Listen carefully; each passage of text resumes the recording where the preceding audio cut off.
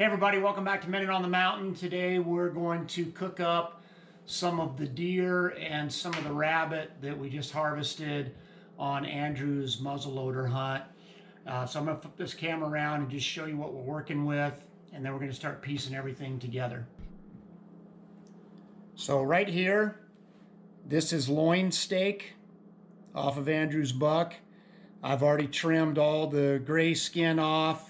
It marinated overnight in soy sauce, minced garlic, black pepper, a little bit of pineapple juice, and some teriyaki sauce.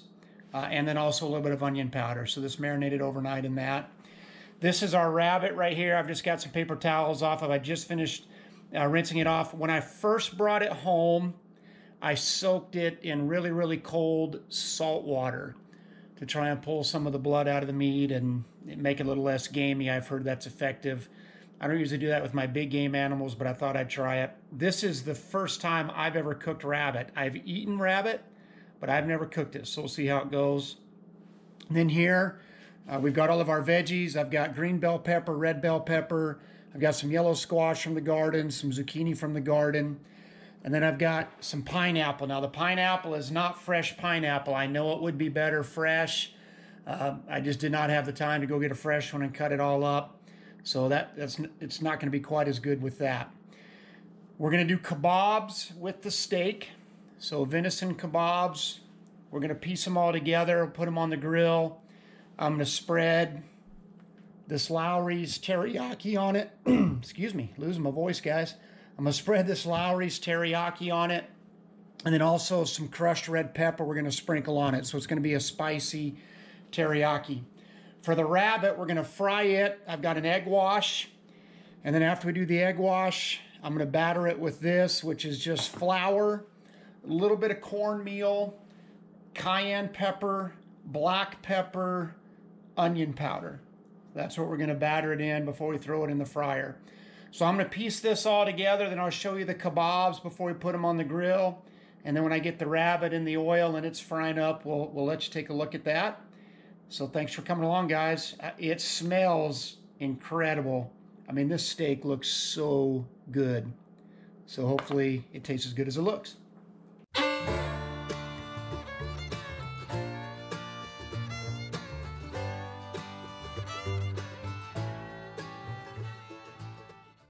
So I'm not going to cook all of the rabbit right now. I'm the only one home.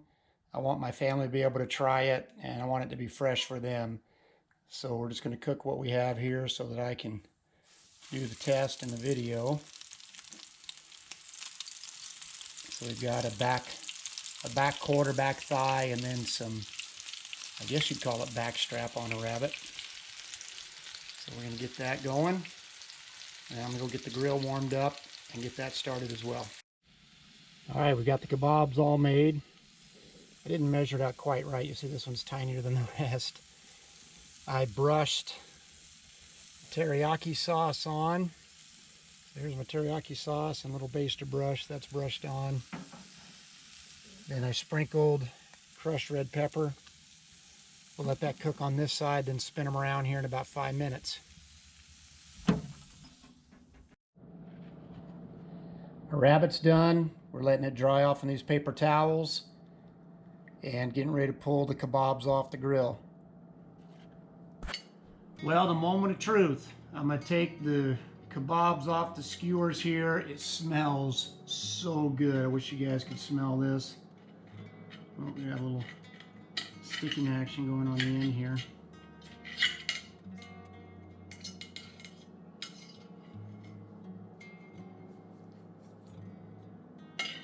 I'm actually going to try the rabbit first, though, since it's the first time I've ever cooked rabbit.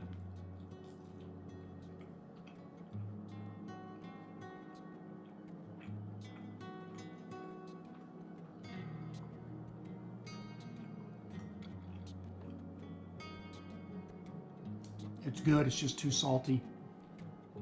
So in that breading, I've got too much salt in it.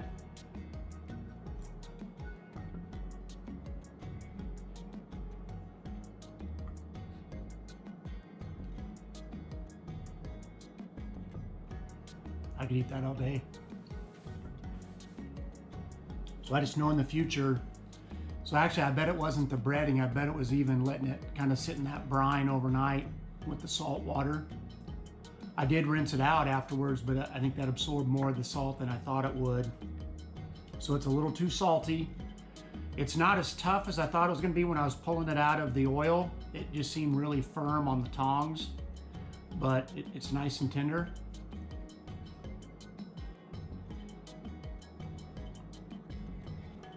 Yeah, that's good. Scale of 1 to 10, I'd probably give it a 6 or a 7. Again, just because of the salt factor.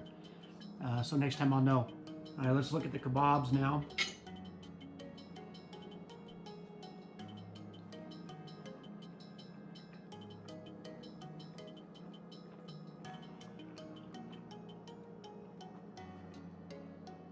That's legit, guys. That is so good. Let's get a little veggie action going with it.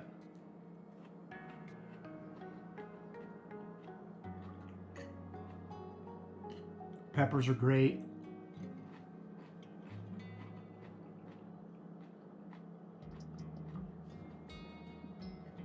Here's a piece of the deer steak.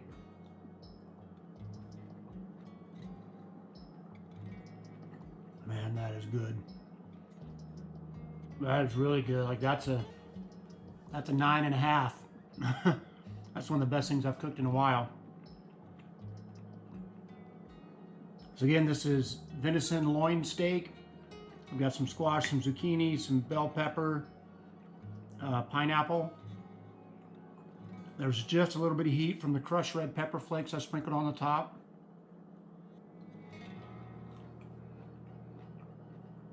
Oh man, I'm not kidding, guys. That's one of the best things I've cooked in a long time. So try this out next time you harvest an animal. Any big game animal, you can do with deer, you can do with elk, you can do with antelope, and it's just backstrap, just loin steak. And let me know what you think. I'm gonna finish eating this, so you don't have to listen to me chew, and we'll do the channel shout out in a minute on the mountain to wrap up the video. I hope you guys will try that spicy teriyaki kebab recipe on your favorite wild game, deer, elk, moose, antelope. I think it all tastes good. It tastes good with beef or pork too, I think, even chicken. That was the recipe I was going to try with that grouse when I was going to do spicy teriyaki grouse kebabs. But anyway, I figured we'd go ahead and use the meat for it. So thanks for coming along today. We're going to wrap up with the channel shout out and the minute on the mountain. The channel I want to shout out is FishSmack. I'm newer to his channel. I've really enjoyed it so far. Great fishing videos, obviously. Catches a lot of smallmouth. Catches, I think I've seen some largemouth on this channel too, but I'll put a link in the description. So again, that's FishSmack. Check him out when you get a chance. Then the minute on the mountain is Romans 6:8. I'm going to paraphrase it. I don't have it fully memorized, so check me on this, but it's something like, for when we die with Christ, we also believe that we will live with Christ. I'm doing a baptism this coming Sunday. A young man's getting baptized at our church. Really excited about that. And that's one of the verses we're going to play on the video. We do a little video when we do baptisms because that's a great picture of baptism. I don't believe the Bible teaches that baptism saves us. I think the Bible teaches that we're saved simply by putting our faith in Jesus Christ. But baptism is a great step of obedience once we've done that. And it's also a great symbol, something tangible that we can look at that's a picture of what's happened on the inside. And so as we go under the water, that's a picture of us dying to our old self. And as we come up out of the water, that's a picture of us rising with Christ, rising as a new creation. So again, that's Romans 6:8. Thanks for coming along today, guys. Hope you enjoyed the video. Have a great rest of your day, whatever you're doing. God bless you. We'll see you the next time we're out on the mountain.